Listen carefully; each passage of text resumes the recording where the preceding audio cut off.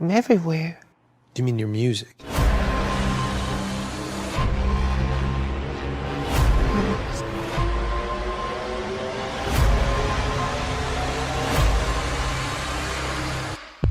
In the world of music, few names evoke the aura of enigma and extravagance quite like Michael Jackson.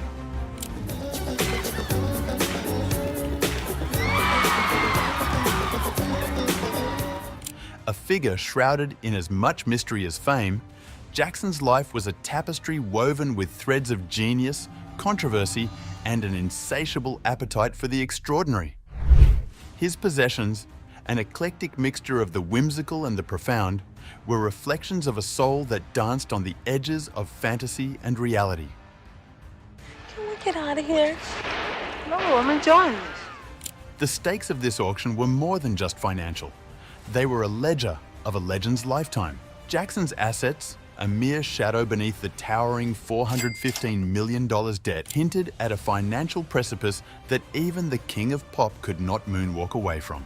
As the auctioneer's gavel loomed over these items, each bid was a measure of Jackson's enduring legacy and the price the world was willing to pay to grasp a fragment of a star that burned too bright. The Edward Scissorhands gloves. Me. I can't. Among the items, a pair of gloves stood out, not for their glitter or gold, but for their cinematic lineage. These were the Edward Scissorhands gloves, worn by Johnny Depp in Tim Burton's masterpiece. To the uninitiated, they were mere props. To the aficionado, they were sacred relics. Jackson, ever the patron of the arts and the architect of his own Neverland, saw these not as gloves, but as gauntlets of creativity. Each finger blade was a metaphor for Jackson's own life, sharp, intricate, and misunderstood. They were symbols of his perpetual quest to blend the surreal with the corporeal, much like his dance moves that seemed to defy the very physics of human anatomy. Their auction was not just a sale, it was a passing of the guard, an invitation to the buyer to continue the legacy of embracing the bizarre beauty of what it means to be different. Bubbles, the Chimp's play toys. No tale of Michael Jackson's eccentricity is complete without a chapter on Bubbles, the chimpanzee who was as much a fixture of the Jackson narrative as any of his human companions. Bubbles' play toys were more than mere trinkets. They were artifacts of a friendship that transcended species. Each toy was a testament to Jackson's refusal to conform to conventional pet ownership, a mirror to his own childhood robbed of normalcy and transposed into a life of spotlights and stages. These toys whispered stories of a chimp that lived a life of luxury, of private planes and tea with dignitaries, of moonlit dances, and days spent in the embrace of Neverland's magical realms. As these items found new homes, they carried with them the weight of Jackson's legacy, a narrative that danced delicately between the joys of unbridled love and the whispers of controversy that seemed to follow the star at every twirl and turn. The Beatles' back catalogue. To own a song is to own a moment in time, and Jackson knew this better than any. The Beatles' back catalogue was more than just a collection of tunes. It was the soundtrack to a revolution. When Jackson laid claim to it, he was not just purchasing music. He was securing his place in the pantheon of musical immortality. This acquisition was a chess move played on a board that spanned genres and generations, a nod to his own musical prowess and a silent acknowledgement of the power of legacy. The auction of these rights was as much about the notes that ring out in the silence as it was about the stories that the songs themselves had borne witness to.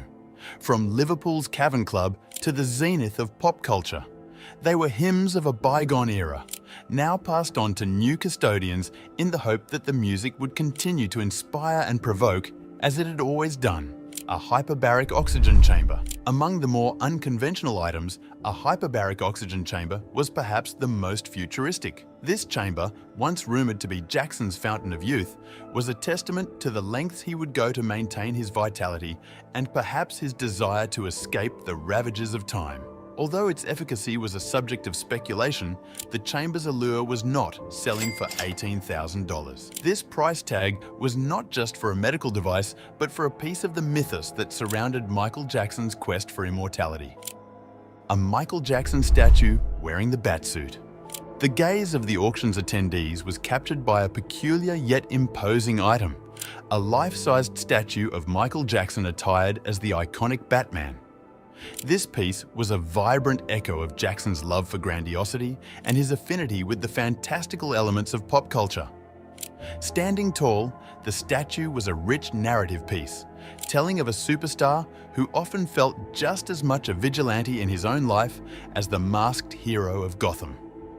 This artifact, symbolizing Jackson's own complex identity, was sold for $25,000, a figure reflecting not just the statue's material worth, but its significant emblematic value to fans and collectors alike. Life masks of his own face. Life masks of Michael Jackson's face offered a haunting yet fascinating glimpse into the star's complex persona. Cast during different stages of his life, these masks were a series of frozen portraits detailing the physical transformation of a man who was perpetually under the microscope of fame. The masks, expressions etched in time, were snatched up by avid collectors for sums ranging from $1,500 to $3,000 each.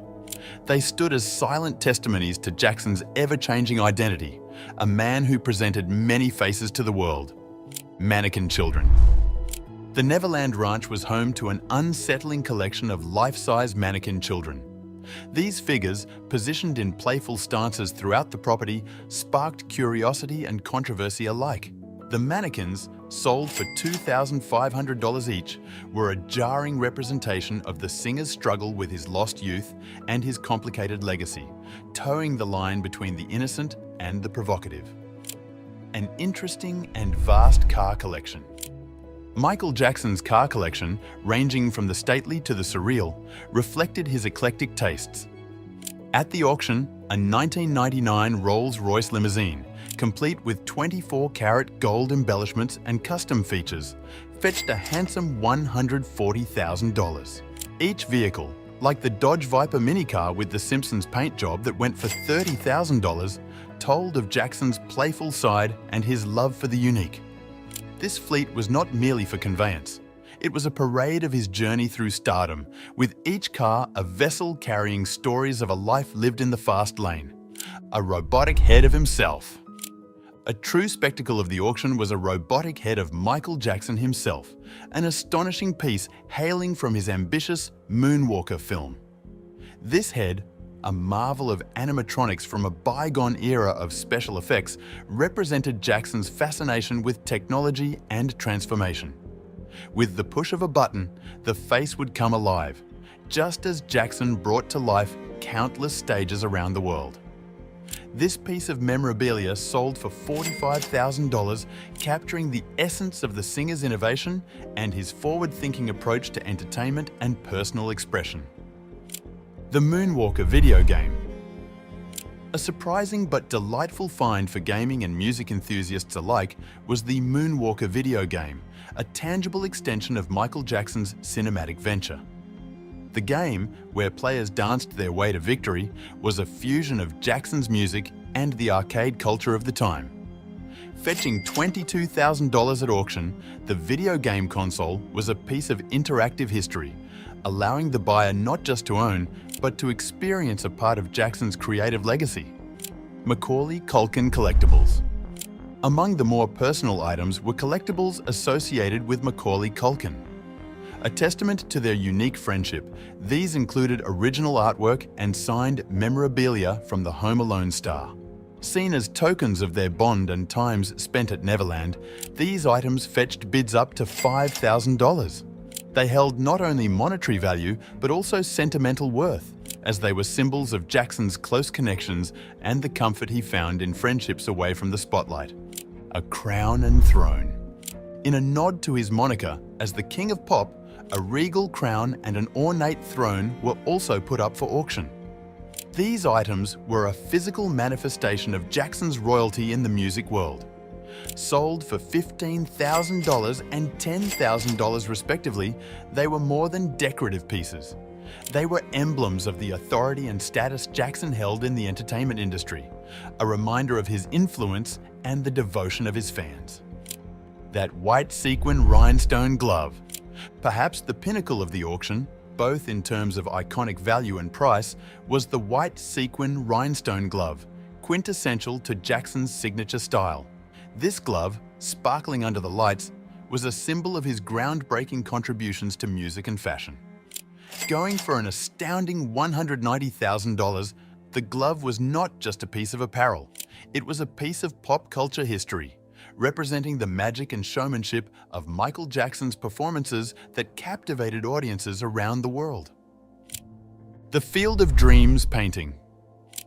In a collision of art and reality, the Field of Dreams painting stood out as a hallmark of Jackson's auction. This oil painting by David Nordell, featuring Michael leading a parade of children through an idyllic landscape, sparked intrigue and admiration. A stunning visual representation of Jackson's self-styled messianic image and his relationship with children, the piece was sold for $75,000. The painting was more than a collector's item. It was a canvas of Jackson's vision of a utopian world where he was a guide and protector, an ideal that he tirelessly aspired to make real through his philanthropy and music. His many mansions. Jackson's property portfolio, which included the infamous Neverland Ranch, along with other lavish residences, represented his architectural aspirations and his desire for sanctuary from the tumultuous world of fame. These mansions, each a unique realm reflecting different facets of his personality and life, were sold for amounts that reached into the tens of millions. The $22 million sale of Neverland was particularly poignant, marking the end of an era for the physical space that encapsulated Jackson's grand dreams and tragic complexities.